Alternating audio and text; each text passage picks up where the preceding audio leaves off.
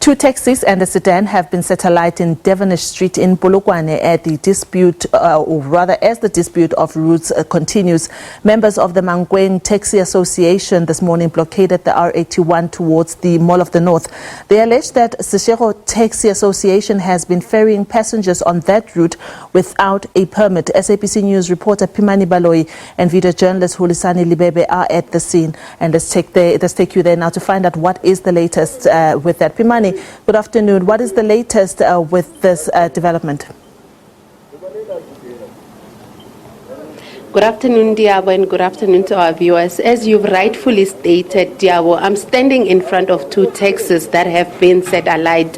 Setting alight looks like it happened less than an hour ago, where it is believed that the two taxis that have been set alight belong to members of the Mankweng Taxi Association. As you were stating, Diabo, in the morning, members of the Mankweng Taxi Association went and parked their vehicles inside the R81 in the road on the R81 leading up to the Mall of the North.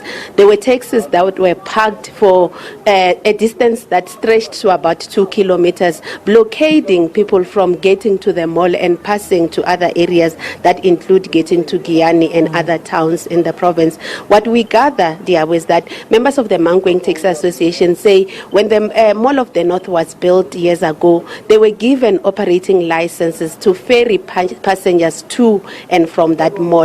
And they say as years went on, members of the Seshego Taxi Association started infringing on that route without permits to do so, where they saw them ferrying passengers to the mall and from the mall, where they say there were several attempts to sit down with them to tell them that they should not be working on that route, but those communications never resulted in anything. And that's where they say over the years during this process of communicating, there was even instances of violence where they allege that some of their taxi operators were even killed, saying others are now crippled from the violence that result from fighting over that route. But right now what we understand is that these two taxis have been set alight. We don't know if they were part of the taxis that were parked on that road and if they were driven here by members of the Seshego Taxi Association. Like, no one has claimed responsibility for this setting alight.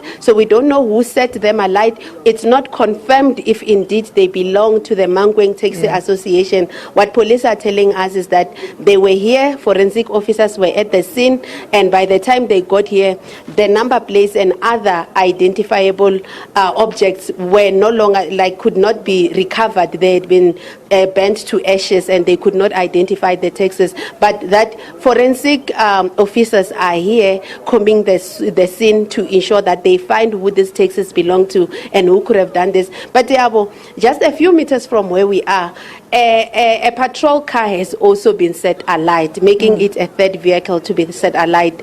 And this patrol car, what we understand is that it belongs to the Seshego Taxi Association, but this is unconfirmed, Diabo. And that there's also a taxi from also the Seshego Taxi Association that has also been set alight somewhere here in town. But these are unofficial information. We have reached out to the chairperson of both the Seshego and the Mankweng Taxi Associations, where we've been told that they are actually in a closed meeting with officials from the Limpopo Transport Department, trying to come with a solution to ensure that, number one, Diabo, the R81 road is opened towards the Mall of the North. I must go back to the R81, Diabo, and state that in the morning, the closure of that road led to that mall being inaccessible, where when we got to the site, Diabo, at around 9 in the morning, workers who work at the mall were unable to reach their workplaces. And it seemed what the Limpopo Transport Department told us is that economic activities at both the Mall of the North and a close by shopping complex, the Thornhill complex, were severely affected, and that people were unable to get to their workplaces and and businesses were unable to operate today, Diabo. But right now, we are waiting for police spokesperson Brigadier Mutlafela Mujapelo to come back to us. He said he's also in a closed meeting to discuss what the province is going to do to ensure that, you know, the situation is stabilized and there is no fatalities. And I must state, Diabo, with this setting alight of the taxis, there has not been any fatalities or any injuries. At this point, it's just taxis that got damaged, Diabo.